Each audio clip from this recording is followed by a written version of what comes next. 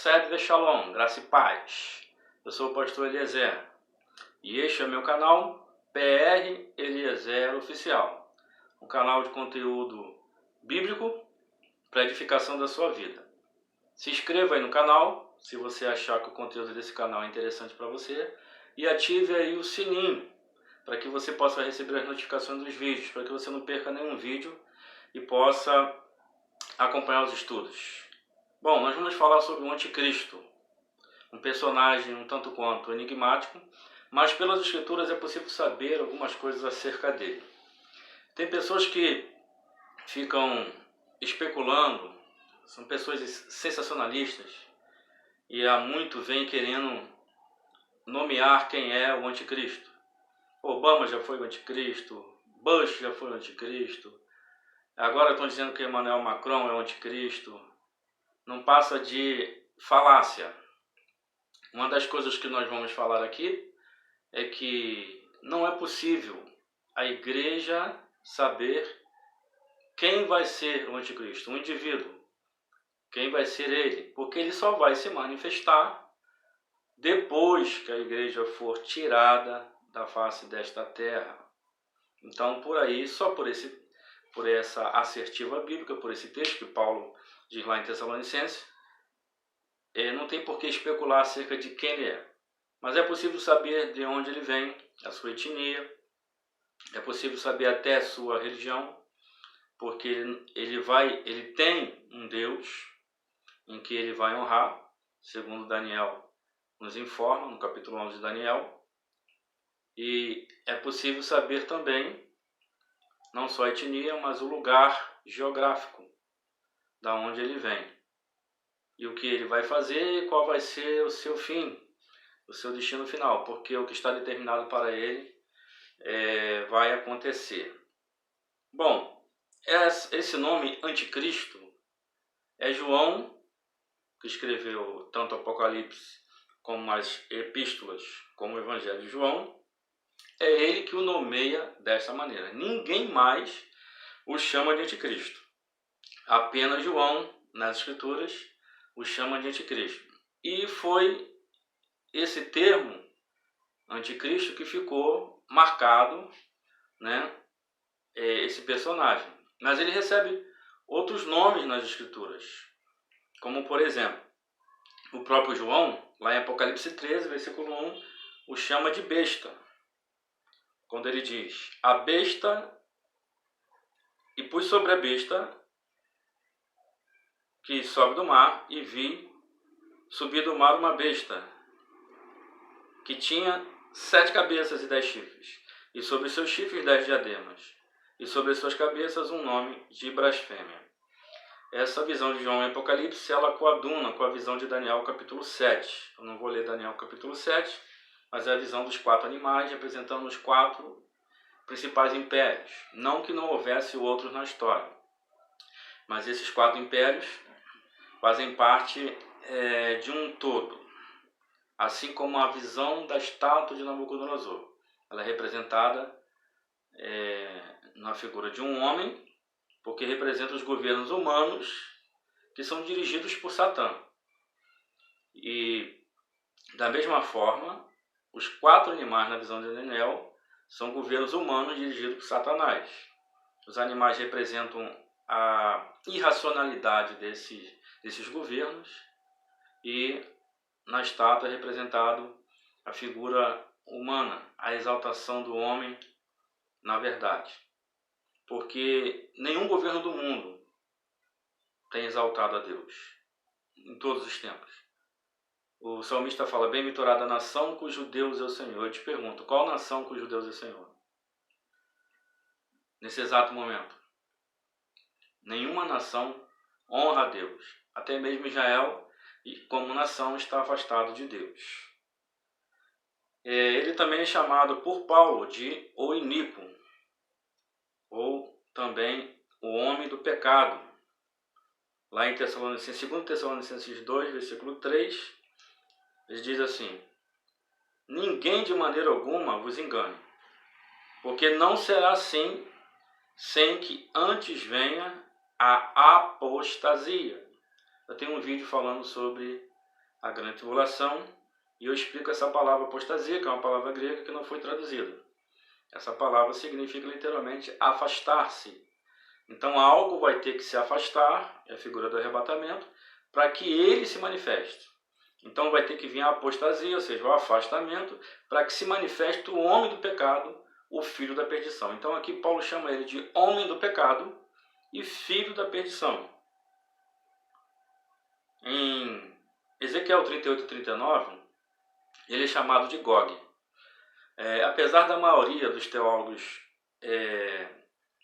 ensinarem que Gog, da terra de Magog, é a Rússia, e eles não dizem que é o anticristo, eu acredito que é o anticristo. E aqueles que dizem que é a Rússia, falam que haverá um evento antes do aparecimento do anticristo, que é exatamente o Gog, um líder vindo da Rússia que vai atacar a terra de Israel a fim de tirar deles o despojo, baseado em Ezequiel 38 e 39. Mas no próprio capítulo de Ezequiel 38 e no capítulo 39, deixa bem claro para a gente que Gog é o anticristo. Eu vou discorrer sobre isso mais adiante. Mas aqui, a priori, eu quero mostrar que essa expressão Gog aponta para só afirmar, mas depois eu vou explicar. Daniel também, em Daniel 11, 21, chama ele de o homem vil. Ele diz assim: o homem vil, o homem desprezível. Depois se levantará em seu lugar um homem vil, ao qual não tinham dado a dignidade real, mas ele virá caladamente e tomará o reino com engano. Algumas pessoas podem dizer que ele está falando de Antíoco Epífanes. Antíoco Epífanes é só uma figura dele. Aqui, Daniel 11 abarca um período da história muito grande. É um dos capítulos mais difíceis das Escrituras, Daniel capítulo 11. É história purinha misturada com profecia.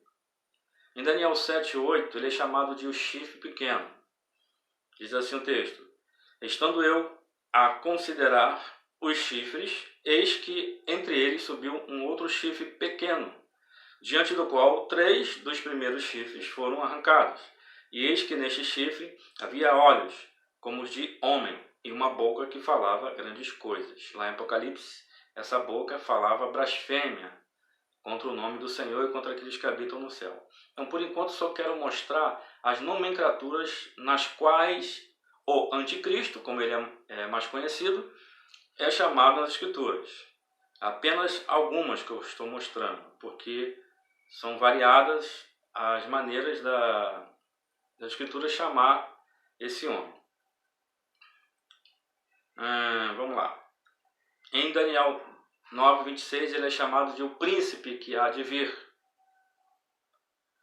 E diz assim: e depois das 62 semanas será cortado o Messias, mas não para si mesmo. E o povo do príncipe que há de vir destruirá a cidade e o santuário. E o seu fim será como uma inundação, o fim desse príncipe que há de vir, e até o fim haverá guerra, estão determinadas assolações. Esse príncipe que há de vir não tem nada a ver com Tito. O general Tito, no ano 70, ele entrou em Jerusalém, destruiu o templo e a cidade. Esse príncipe, o povo desse príncipe, você identificando o povo desse príncipe, você identifica a etnia dele. Então, mais adiante, eu vou explicar sobre esse detalhe. Bom, lá em 1 João 2,18, João o chama de anticristo. Ele fala assim: filhinhos, é já a última hora. E como ouviste que vem o anticristo, artigo definido, o anticristo, então fala de alguém específico que virá, também agora muitos se têm feito anticristos, por onde conhecemos que já é a última hora. A expressão anticristo vem de 2 palavras gregas. Anti significa contra ou no lugar de. E Christos é a palavra grega para Machia, ungido. Então é o anti-Messias, o anticristos. Cristos e Messias têm o mesmo significado, significa ungido. uma palavra é hebraica e a outra é grega. Cristo é grego e Machia é hebraico, significa ungido. Então ele é alguém que vai se levantar contra o verdadeiro Messias e alguém que vai tentar se colocar no lugar do Messias. E é exatamente isso que Paulo fala em 2 Tessalonicenses capítulo 2, que ele vai se assentar no trono de Deus, no trono do Machia, lá no templo que vai ser edificado, e vai reivindicar para si a adoração, como se fosse Deus. Porque muitos judeus não concordam que o Machia deles teria a natureza divina. Até os judeus messiânicos negam que Jesus é Deus. Os judeus que creem que Jesus é o Machia, negam que o mesmo é Deus. Só que o Tanar, as escrituras hebraicas, que para nós é o Antigo Testamento, ensina em vários textos que uma das atribuições do Machia é que ele seria Deus. Vou te dar um exemplo aqui. Miqueias 5:2. E tu, Belém Efrata, visto que tu não está configurado entre as cidades de Israel, tu é uma das menores cidades de Israel, de ti virá aquele que há de reger o meu povo Israel, cujas origens são desde os tempos da eternidade. Ou seja, aquele que viria e nasceria de uma virgem, a origem dele é desde a eternidade. Então ele é Deus, ele tem o atributo da eternidade. Então vamos ver algumas coisas, de onde ele vem, quando ele se manifesta, o que ele vai fazer, o que vai acontecer com ele, ou seja, qual vai ser o fim. De onde ele vem, qual é a sua etnia. Ezequiel 38, quando fala de Gog, diz a respeito de Gog. E aí eu vou te explicar por que eu acredito que Gog é um anticristo. Do extremo norte de Israel, ele vai vir. Diz assim: Gomer e todas as tuas tropas, e a casa de Togarma, do extremo norte, e todas as suas tropas, muitos povos contigo. Então ele vai regimentar muitas nações para vir contra Israel. E ele vem do extremo norte. A geografia bíblica ela sempre é medida a partir de Jerusalém, porque segundo as escrituras, o próprio Ezequiel 5:5 diz que Jerusalém ela está no centro do mundo, no meio das nações. Então, a partir de Jerusalém, seguindo uma linha reta para o extremo norte, nós vamos encontrar um país chamado Turquia, cuja capital é Ankara. E tem tudo a ver com o anticristo. Eu vou explicar. Versículo 15 do mesmo capítulo, Ezequiel 38:15 diz: Virás, pois, do teu lugar. Qual lugar? Do extremo norte. E aí algumas pessoas dizem, é a Rússia. Mas a Rússia não está no extremo norte em relação a Israel. A Rússia está meio que no noroeste. Isso é uma questão geográfica. Não pode ser a Rússia e nem na questão semântica também, que muitos forçam a barra querendo dizer que é a Rússia por causa da expressão Rosh, que aparece ali, mas Rosh significa chefe, cabeça, líder, e não tem nada a ver com Rússia, como se Rússia viesse de Rosh. Isso é forçar a barra semanticamente falando. Ele vem do extremo norte, tu e muitos povos contigo, montados todos a cavalo, grande ajuntamento e exército poderoso. Glória a Deus. No versículo 7, olha por que Gog ele é o anticristo. Diz assim, importantíssimo esse versículo.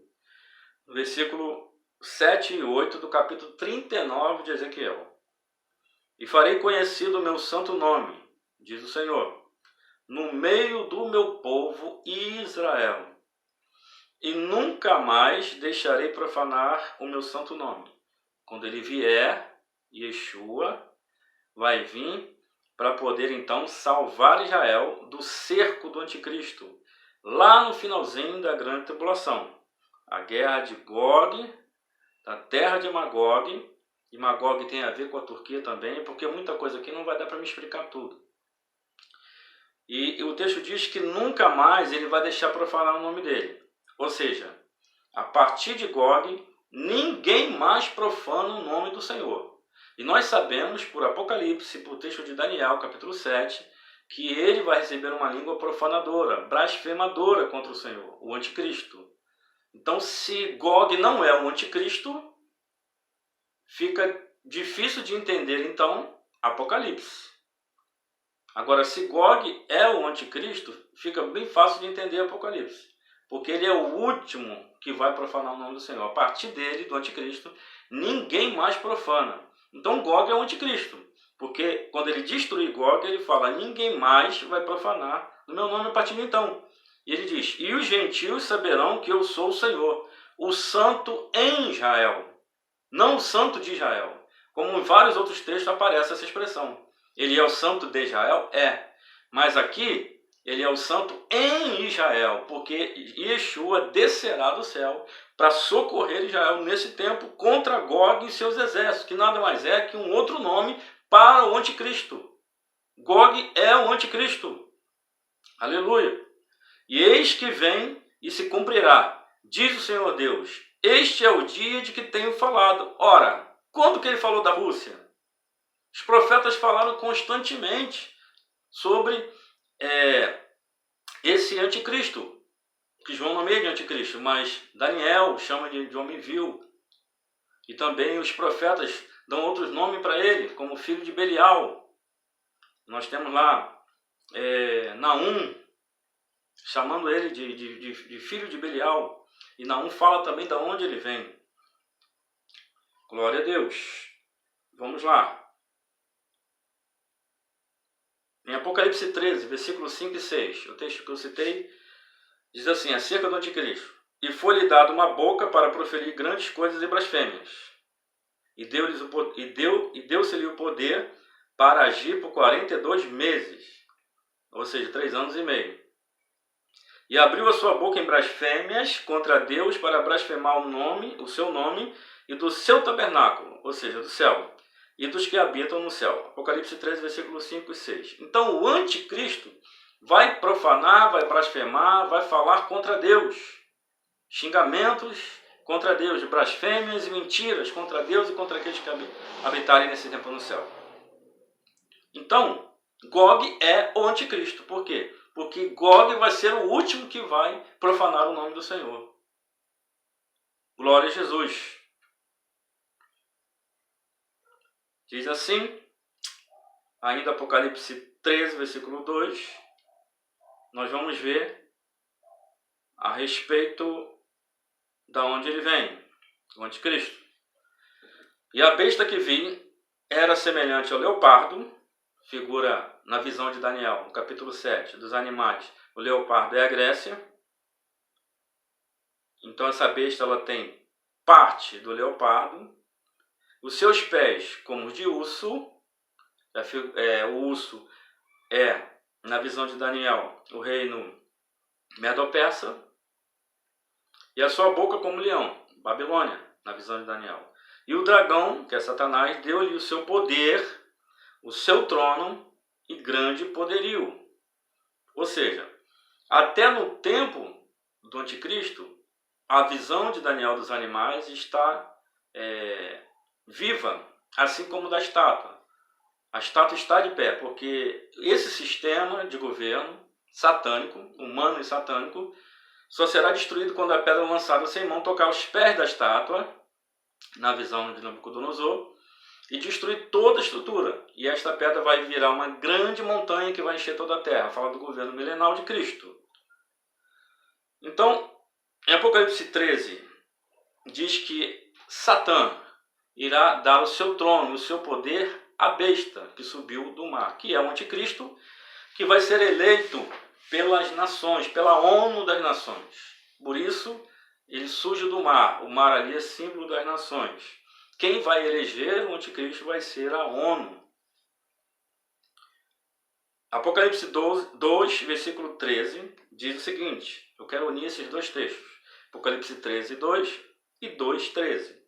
Conheço as tuas obras, é o Senhor falando para a igreja de Pérgamo, e onde habitas, que é onde está o trono de Satanás, e retens o meu nome, e não negaste a minha fé.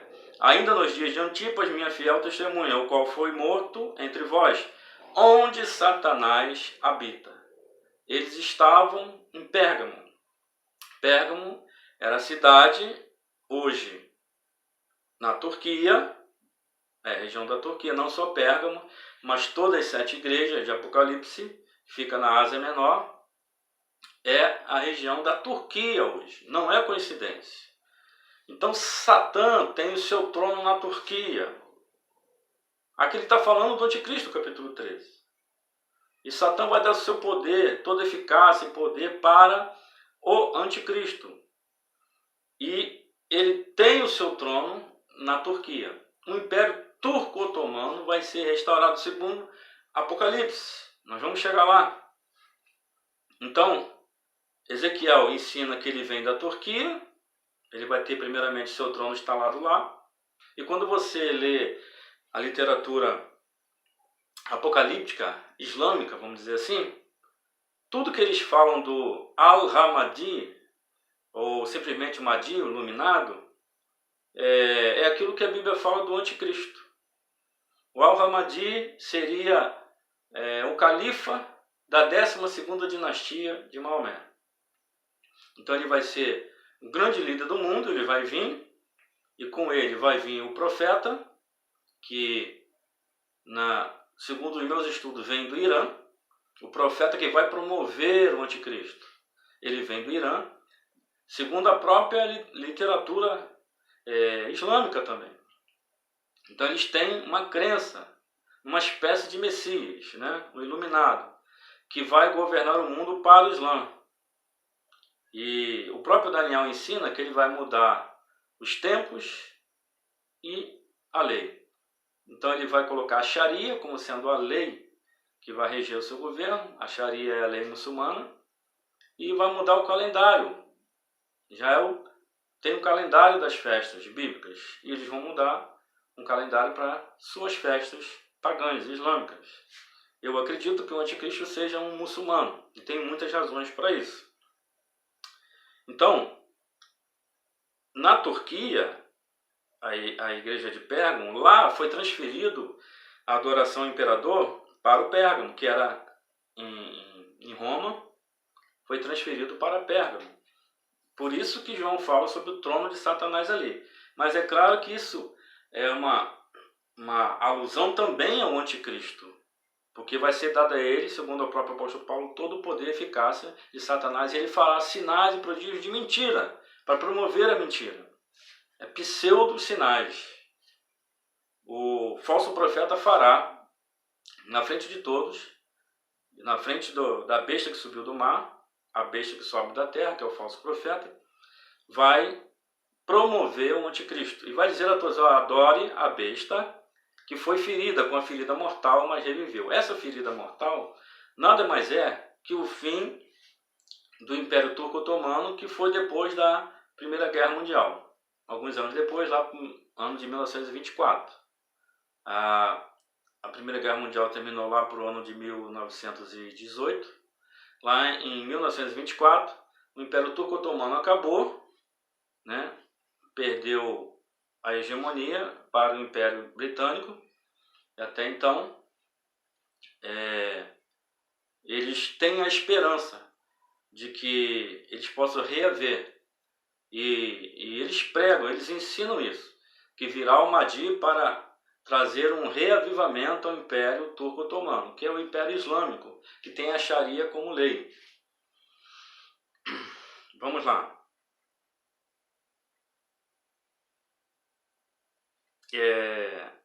Paulo fala algo interessante aqui, que eu gostaria de ler, Gálatas 4, 28 e 29. Acerca de Ismael, da onde descendem os árabes, o pessoal lá em volta de Israel, que são na maioria muçulmanos, e que Ismael sempre perseguiu Isaac.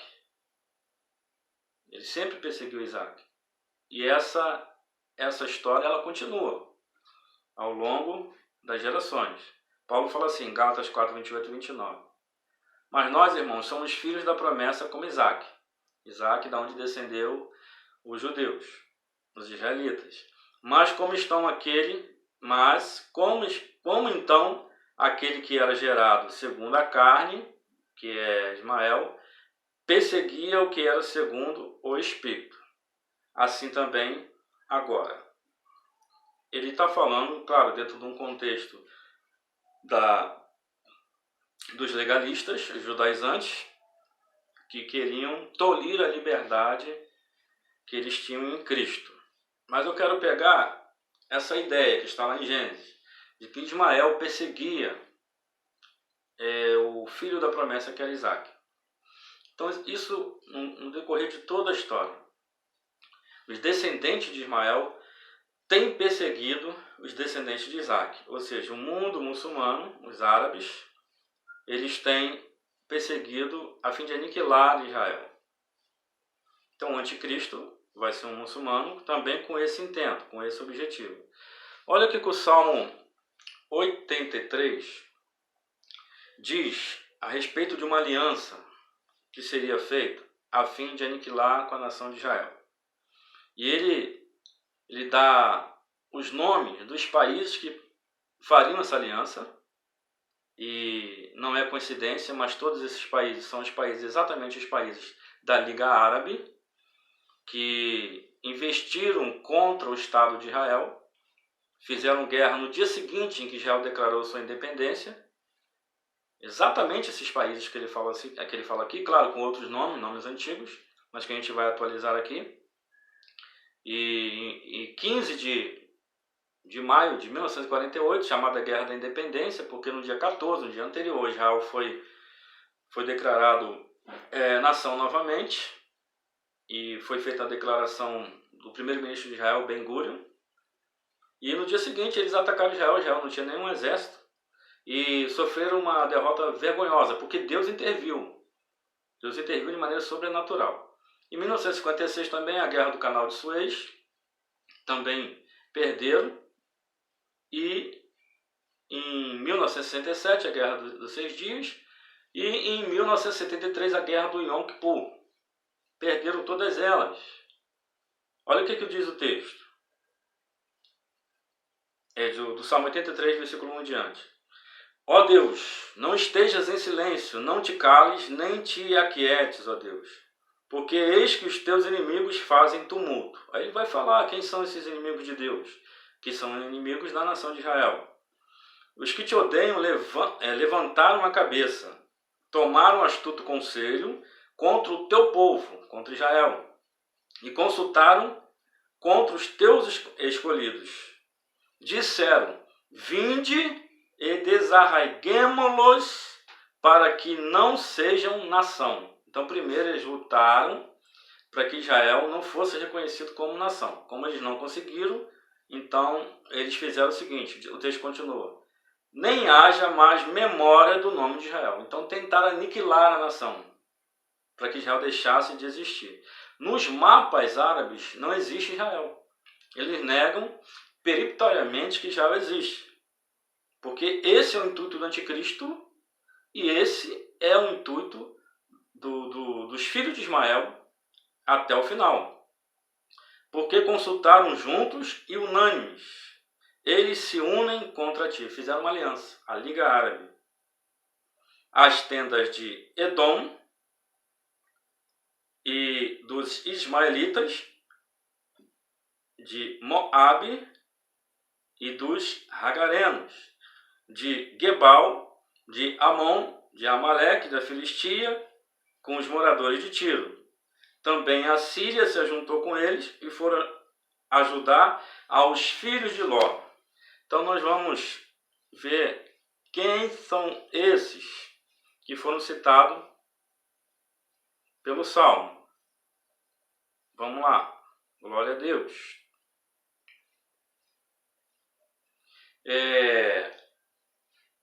Os Os hagarenos é o pessoal da Síria.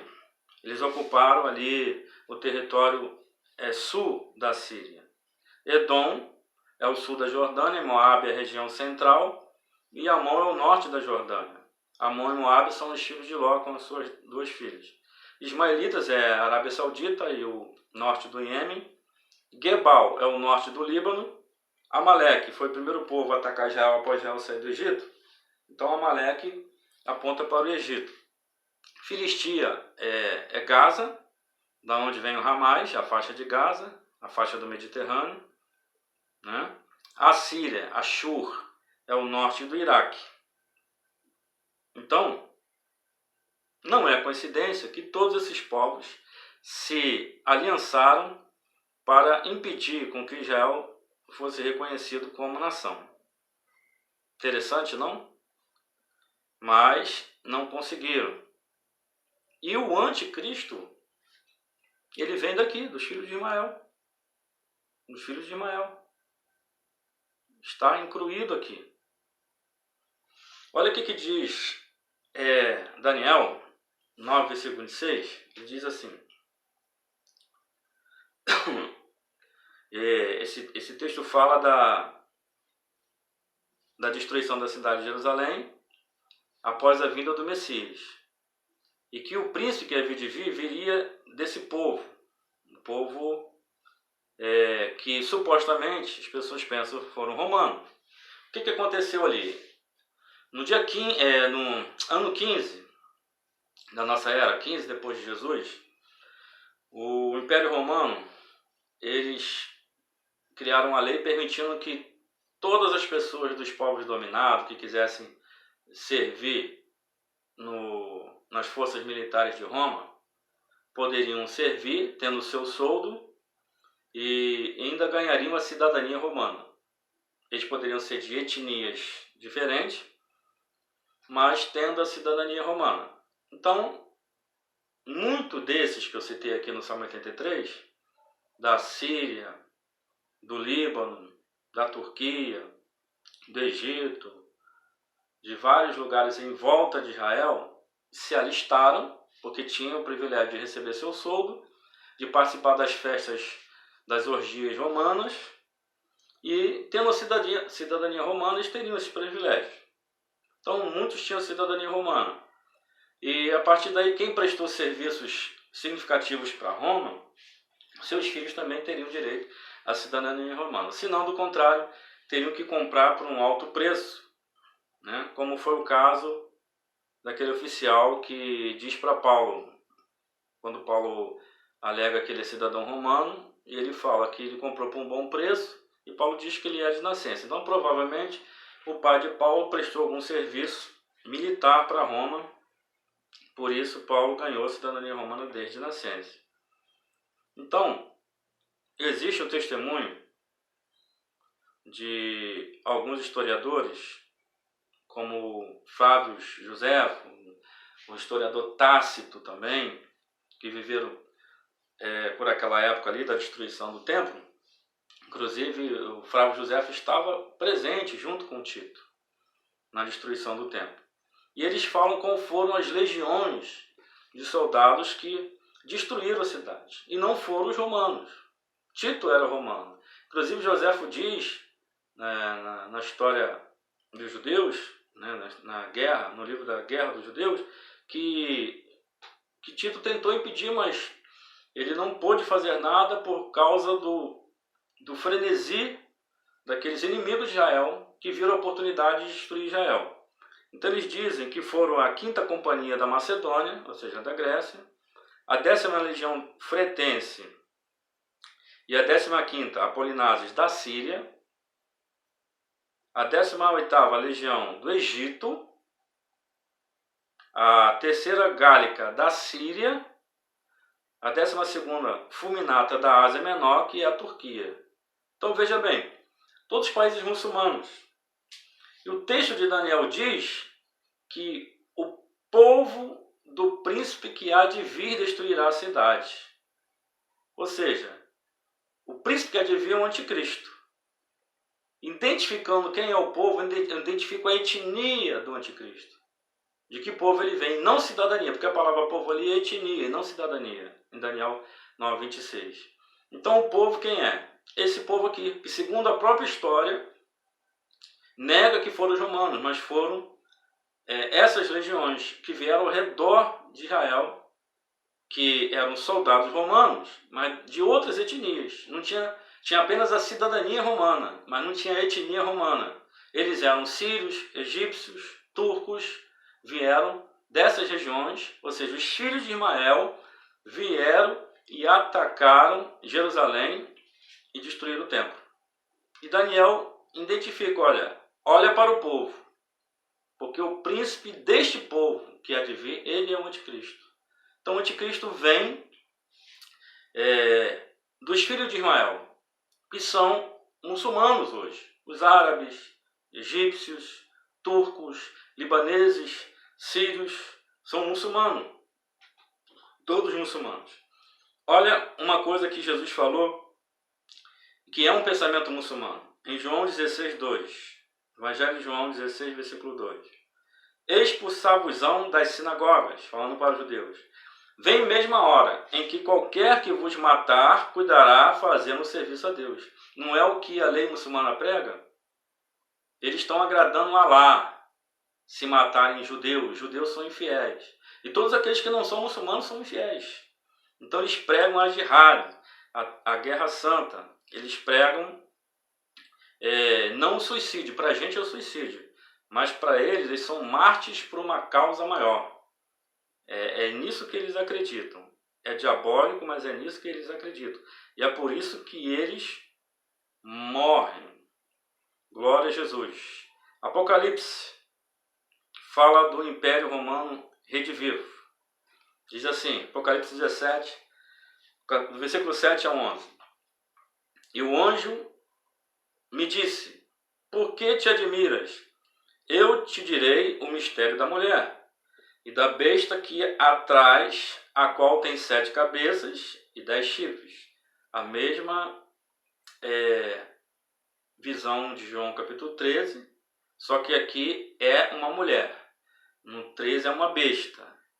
Só que esta mulher e a besta estão juntos. Elas estão juntas. No Apocalipse capítulo 17 e 18, ora, a besta está levando a mulher, que está montada sobre ela. Ora, a mulher está sobre a besta, a dirigindo. Então, se faz a pergunta, quem está conduzindo quem? A besta está conduzindo a mulher ou a mulher está conduzindo a besta? Isso é uma outra questão. A besta que viste foi e já não é. Olha só que não pode ser o Império Romano, porque João está vivendo no período do Império Romano. E ele diz, e há de subir do abismo. Então ela vai subir do abismo. Veja que não é apenas um personagem ou um governo, mas um sistema. Um sistema em todos os tempos. É um governo de Satã através dos impérios e dos governos humanos. Ele diz, e irá à perdição. E os que habitam na terra, cujos nomes não estão escritos no livro da vida, desde a fundação do mundo, se admirarão, vendo a besta que era e já não é, ainda que a besta que era e já não é, e ainda que é. Aqui, o sentido que tem sabedoria. As 7 cabeças são 7 montes, sobre os quais a mulher está assentada. Eu vou me deter só numa questão aqui que tem muitos pontos aqui complicados. E são também 7 reis. Então vamos ficar com o entendimento que os 7 montes e as 7 cabeças são 7 reis, portanto 7 reinos. Aí ele diz, 5 já caíram. E um existe, que é o Império Romano, no qual João está vivendo. Outro ainda não é vindo. Então ele fala do seguinte, após o Império Romano. E quando vier, convém que dure um pouco de tempo. E a besta que era e já não é ela também o 8º. E é 2/7, ou é 2/7. E vai à perdição.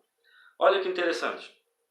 Ele fala de 5 reinos que já caíram. João está no 6º, que é o Império Romano. O que esses reinos têm em comum? como característica comum, todos eles dominaram Israel. Então, aqui ele está falando, vamos lá atrás, no Egito, Israel foi cativo no Egito com Moisés, no tempo de Moisés. Depois, mais adiante, Israel foi levado para a Síria, então já se passou 2. Depois, Babilônia levou Judá cativo. Depois de Babilônia, nós temos o reino Medo-Persa, que é o 4º. E nós temos a Grécia, que é o 5º. E o 6º, Roma. E o 7º, é só você olhar para a história, o 7º é o Império Turco-Otomano. E o texto diz que o anticristo é o 8º, mas que o 8º vem dos 7. Não dos 7, mas do 7º. Essa é a expressão correta ali. Então fica muito claro para mim que o império que vai ser redivivo não é o Império Romano. A besta que sobe do mar não é o Império Romano, mas é o Império Turco-Otomano, da onde vai vir um califa, que vai ser um tirano, que vai ser o Al-Hamadi muçulmano, que vai governar o mundo. Mas glória a Deus, porque a igreja não estará aqui para vivenciar isso. Aí alguém pode falar, o momento que o mundo mais precisa da igreja, a igreja não vai estar aqui. Meu querido, os 144 mil judeus, 10 tipos de Paulo para cima, e as 2 testemunhas de Jerusalém, que faz sinais e prodígios a hora que quer, a semelhança de Elias e Moisés. Sinais parecidos com o que Elias fez e Moisés fez. Então tem muita coisa a ser falada sobre esse assunto, mas eu fico por hora por aqui. Então até o próximo vídeo. Lehitraot, até a vista.